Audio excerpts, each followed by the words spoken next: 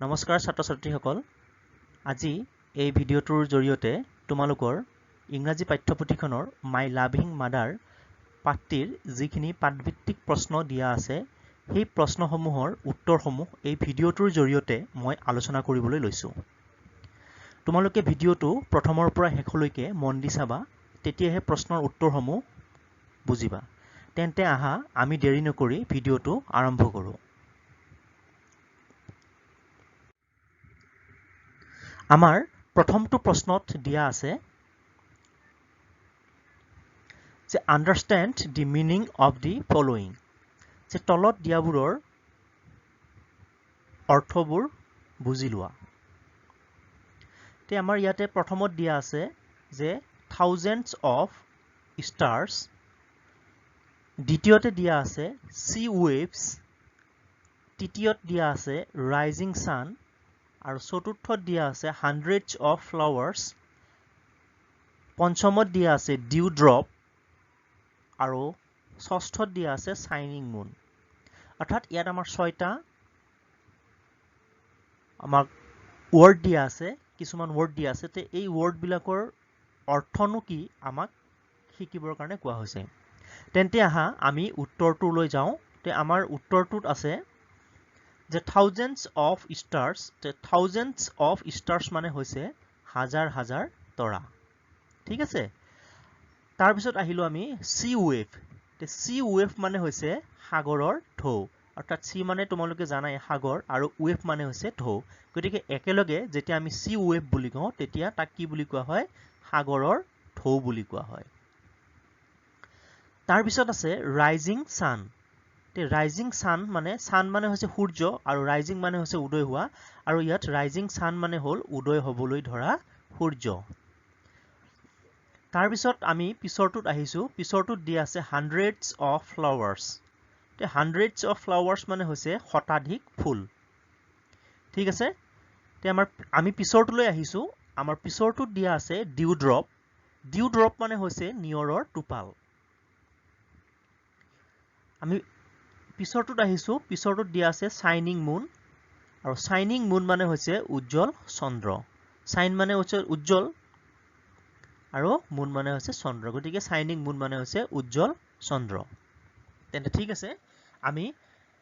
পিছৰটো প্ৰশ্নলৈ যাওঁ। আমাৰ 2 নম্বৰ প্ৰশ্নটোত দিয়া আছে যে ফাইণ্ড দি ৰাইমিং ৱৰ্ডছ। তোমালোকে ৰাইমিং ৱৰ্ড আগত শিকি আহিছা, গতিকে ইয়াত যিকেইটা ৱৰ্ড দিয়া আছে আমি ইহঁতৰ ৰাইমিং ৱৰ্ডবিলাক মিলাব লাগে। যেনে greet, night, bee, embrace, tree, farm, entrance, treat, warm আৰু ফাইট, এইকেইটাক আমি ৰাইমিং ৱৰ্ড কৰিব লাগে। আমাৰ এনচাৰটো হৈছে যে গ্ৰীট। যে গ্ৰীটৰ ৰাইমিং ৱৰ্ড হৈছে ট্ৰিট। ঠিক আছে, নাইট আছে, নাইটৰ ৰাইমিং ৱৰ্ড হৈছে ফাইট। ঠিক আছে, বিৰ ৰাইমিং ৱৰ্ড হৈছে ট্ৰী। ঠিক তেনেদৰে এম্ব্ৰেচ, এম্ব্ৰেচৰ ৰাইমিং ৱৰ্ড হৈছে এন্ট্ৰেন্স। ঠিক আছে, তাৰপিছত দিয়া আছে ফাৰ্ম, ফাৰ্মৰ ৰাইমিং ৱৰ্ড হৈছে ৱাৰ্ম। ঠিক আছে, তেন্তে আহা আমি পিছৰ প্ৰশ্নটোলৈ আগবাঢ়ো। আমাৰ পিছৰ প্ৰশ্নটোত দিয়া আছে যে write suitable sentences in correct form for your loving mother. যে তোমালোকৰ মৰমীয়াল বা মৰমৰ মাৰ কাৰণে সুইটেবল সেন্টেন্স, অৰ্থাৎ সুইটেবল সেন্টেন্সবোৰ ইয়াত তলত যিবিলাক সেন্টেন্স দিয়া আছে, এই 5টা সেন্টেন্স আছে, এই সেন্টেন্সবিলাকৰ আমাক শুদ্ধ কৰিব দিছে, আমাক শুদ্ধকৈ লিখিব দিছে। যে এটা কৈছে যে she is my loving mother because তেখেত মোৰ মৰমৰ মা, কাৰণ ইয়াত আমাক বাক্যকেইটা দিয়া আছে কি কাৰণত তেখেত আমাৰ মৰমীয়াল হয়। তে মই দি দিছো, উত্তৰটো মই ইয়াতে আলোচনা কৰি দিম। ইয়াত দিয়া আছে যে she takes care of me। আমাৰ ইয়াত দুটা ৱৰ্ড দিয়া আছে, আমি শুদ্ধটো এই খালী ঠাইখিনিত আমি বহাব লাগিব। তে মই ইয়াতে তোমালোকে নিশ্চয় দেখিছা যে মই ইয়াত এটা বেলেগ ৰং ইউজ কৰিছো। তে এইটোই হ'ব এনসাৰটো। তে ইয়াতে এনসাৰটো হ'ব টেক্স। ঠিক আছে যে she takes care of me ঠিক আছে আমাৰ 2 নম্বৰটো দিয়া আছে যে she days with me ঠিক আছে plays আৰু quarrels তে শুদ্ধ wordটো হ'ব plays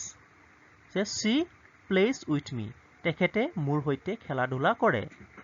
ঠিক আছে তে আমি 3 নম্বৰটো লৈ আহিছো আমাৰ 3 নম্বৰটো দিয়া আছে she days me how to behave আমাৰ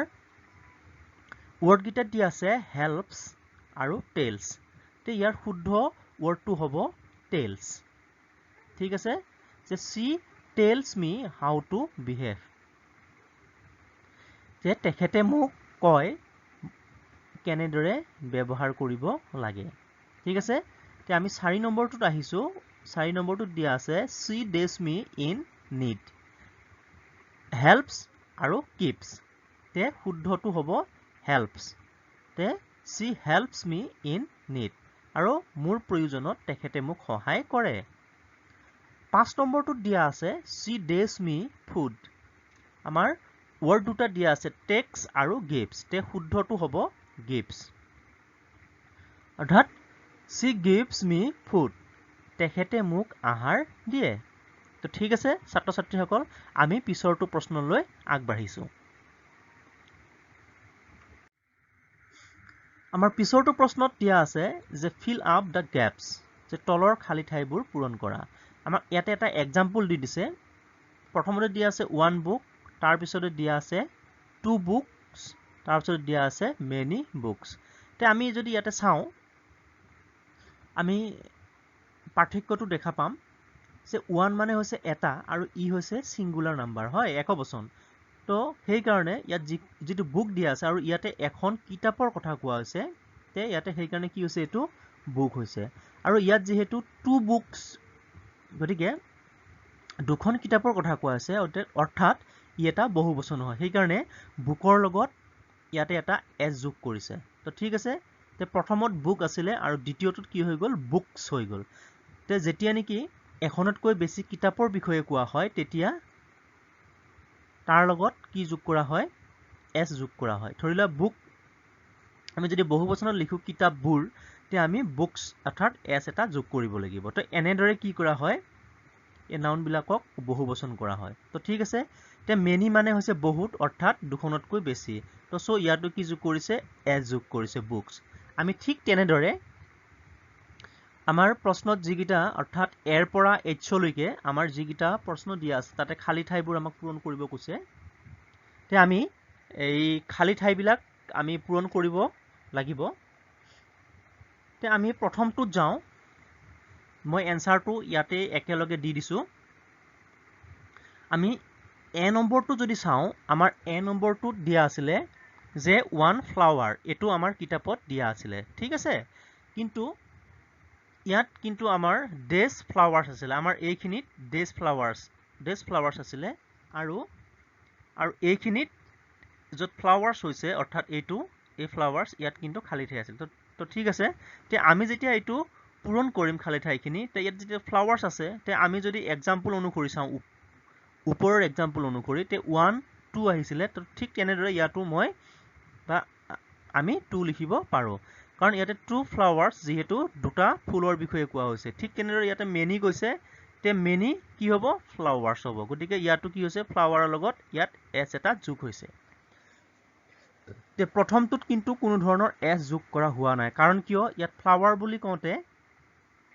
ফুলক বুজাইছে কিন্তু ওৱান ফ্লাৱাৰ অৰ্থাৎ এটা ফুলক বুজাইছে আৰু টু ফ্লাৱাৰ্স টু বুলি কোৱাৰ লগে লগে তে ফ্লাৱাৰ্সৰ লগত ইয়াতো কি কৰিছে এস যোগ কৰিছে যেহেতু এইটো এটা বহুবচন হৈ গল তো ঠিক আছে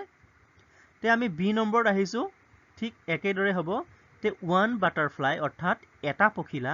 ঠিক তেনেদৰে টু বাটাৰফ্লাইজ তে আমি এটুত অলপ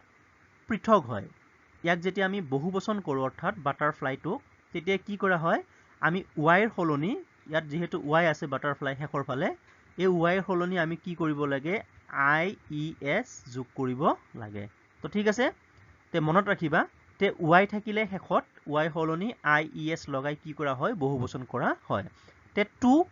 যেহেতু দুটাৰ বিষয়ে কৈছে এটাতকৈ বেছি তে ই বহুবচন হৈ গ'ল সেই কাৰণে ইয়াত কি হ'ব টু বাটাৰফ্লাইজ ঠিক তেনেদৰে ইয়াতে কৈছে হাণ্ড্ৰেডছ অফ বাটাৰফ্লাইজ তো ঠিক আছে ইয়াতে শ বাটাৰফ্লাই বুলি কৈছে মানে শ পখিলা তো চ' ইয়াতো ঠিক একেইদৰে হৈছে আমি ৱাইৰ সলনি ইয়াত কি লিখা গৈছে IES লিখা গৈছে তো ঠিক আছে ঠিক তেনেদৰে চি নম্বৰটোত আহিছো চি নম্বৰটোত দিয়া আছে ওৱান ৱেভ ঠিক আছে ঠিক তেনেকে আমি ওৱান ৱেভ তে ঢৌ অৰ্থাৎ এটা ঢৌ তো ঠিক আছে যেতিয়া ই একবচন হৈ আছে এটা ঢৌ ঠিক তেনেদৰে ইয়াতে দুটা ঢৌৰ বিষয়ে কৈছে গতিকে আমি ইয়াত কি কৰিছো ইয়াত এজ যোগ কৰিছো তো ঠিক আছে ৱেভছ তে দুটা ঢৌ বুলি কয় গতিকে ই বহুবচন সো ইয়াৰ লগত এজ যোগ কৰি ইয়াক কি কৰা হয় বহুবচন কৰা হয় ঠিক তেনেদৰে থাউজেণ্ডছ অফ ৱেভছ ঠিক তেনেদৰে ইয়াতো কি কৰা হৈছে এজ যোগ কৰা হৈছে তো ঠিক আছে আমি পিছৰটোত আহিছো পিছৰটোত দিয়া আছে ওৱান বুক সেলফ ঠিক আছে এটা বুক সেলফ অৰ্থাৎ কিতাপ থোৱা আলমাৰিটোক বুক সেলফ বুলি কোৱা হয় তো ইয়াত দুটা বুক সেলফ যেতিয়া মন কৰিবা ইয়াতো পৃথক হৈছে যেনেদৰে আমি y সলনি ইয়াত কি লিখিছিলো b নম্বৰটোত y সলনি IES লগাই বহুবচন কৰিছিলো ঠিক তেনেদৰে আমি d নম্বৰ কোৱেশ্চনটো চালে গম পাম যদি শেষত f থাকে ইয়াত তোমালোকে দেখিছা f আছে তে f থকা নাউন বিলাকক আমি কি কৰিব লাগিব f ৰ সলনি VES লগাই আমি বহুবচন কৰিব লাগিব ইয়াত চাইছা VES যোগ কৰা হৈছে কাৰ সলনি f ৰ সলনি তো ইয়াতে টু বুক সেলফছ বুলি কৈছে কাৰণ যেহেতু বহুবচন হৈ আছে দুটা তো ইয়াতে আমি f ৰ সলনি VES লগাই কি কৰিছো বহুবচন কৰিছো ঠিক তেনেদৰে ইয়াত কোৱা আছে 5 বুক সেলফ তে ইয়াতো সেম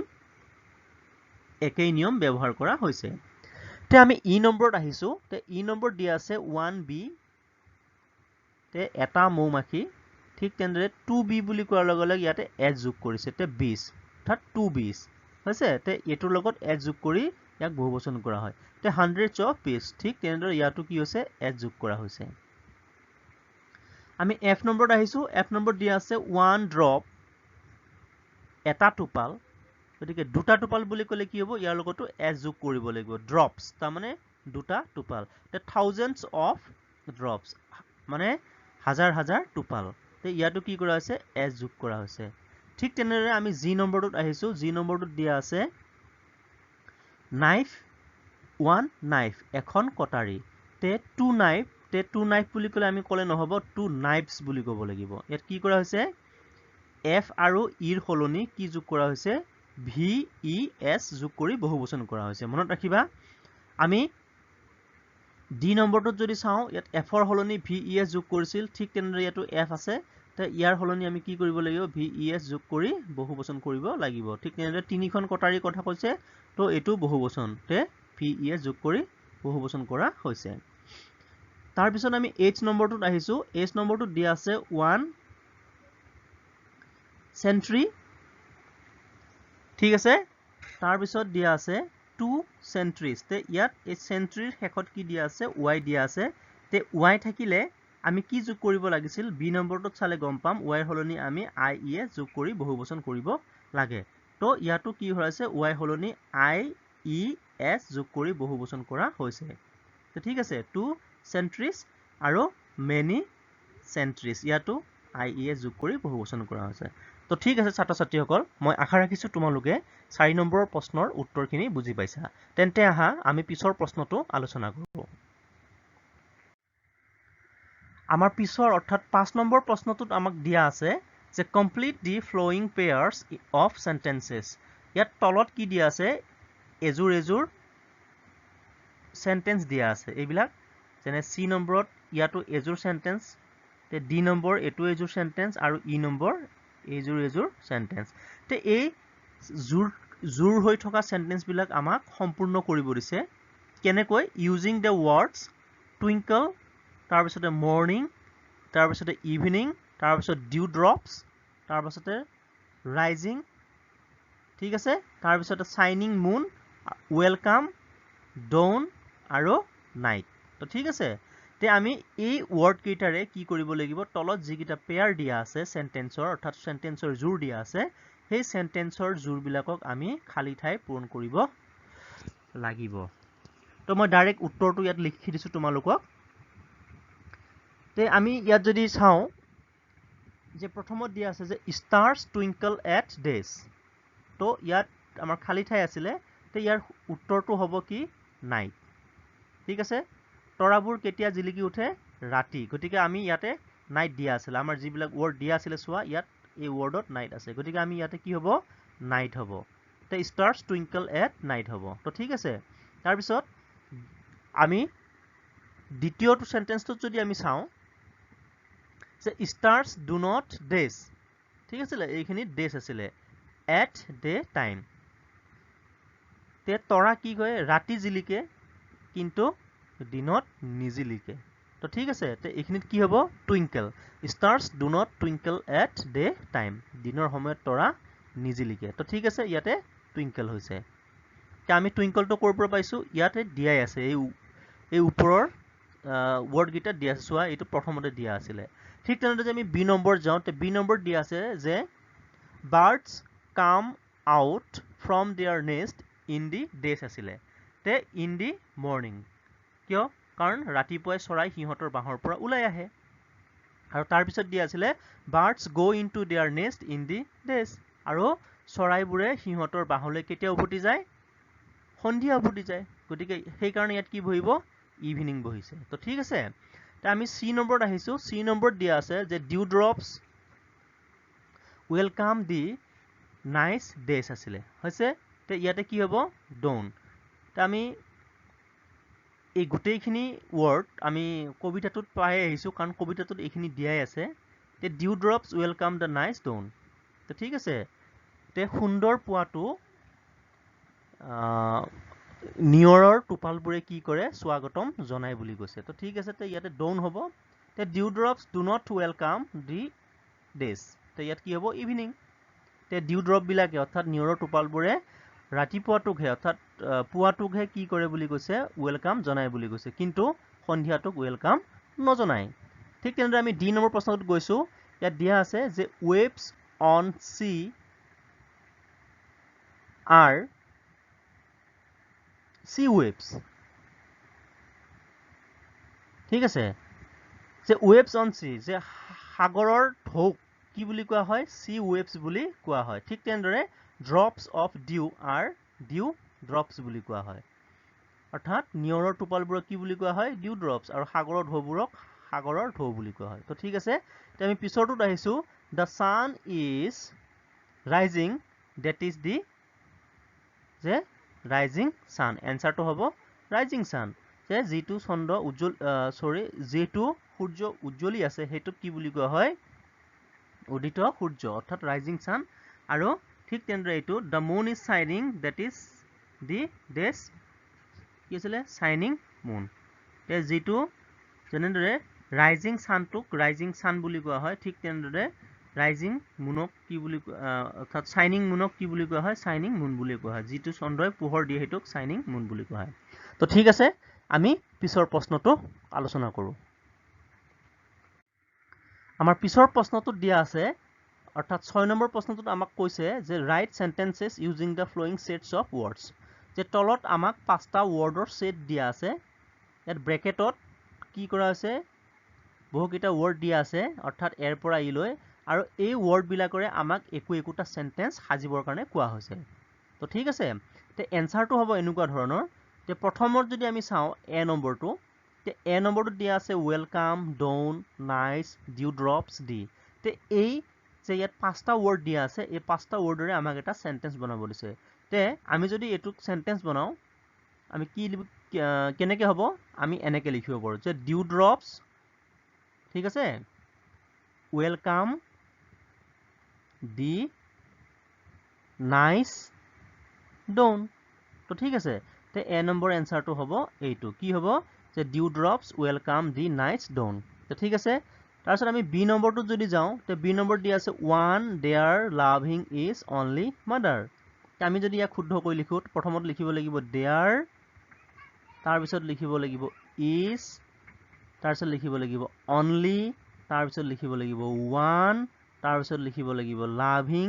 আৰু তাৰপিছত লিখিব লাগিব মাদাৰ। তে কি হ'ল বাক্যটো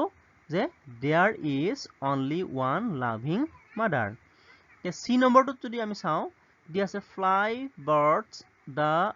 ইন স্কাই। তো ঠিক আছে, এতিয়া যদি আমি লিখো তে কি হ'ব যে বাৰ্ডছ ফ্লাই ইন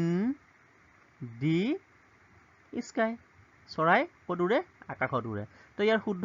সেন্টেন্সটো হ'ব birds fly in the sky. ঠিক তেনেদৰে ডি নম্বৰটোত দিয়া আছে নাইট ষ্টাৰ্ছ এট টুইংকেল। তো ঠিক আছে, তাই আমি যদি শুদ্ধকৈ